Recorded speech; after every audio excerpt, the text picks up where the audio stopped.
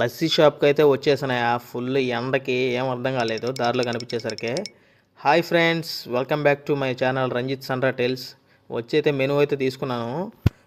చాలా ఉన్నాయి దీంట్లో డిఫరెంట్గా పిజ్జాలు గిజ్జాలు అట్లాంటివి.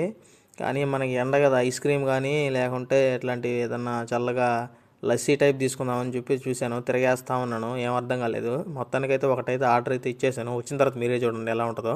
షాప్ అయితే చాలా బాగుంది. లోపల సెంట్రల్ ఏసీ పెట్టాడు మామ, చల్లగా కూర్చుంటారని. చుట్టూ చూడండి షాపు, జ్యూసెస్ కానీ పిజ్జాలు కానీ ఇట్లాంటివి చాలా బాగుంటాయి. కానీ రేటు కూడా బాగానే ఉంది.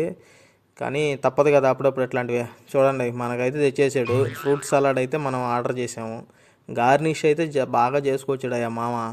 బాగా చుట్టూ అంతా యాపిల్ గీపిల్ అంతా కోసి పెట్టాడు. లోపల ఫ్రూట్స్ వేసాడు.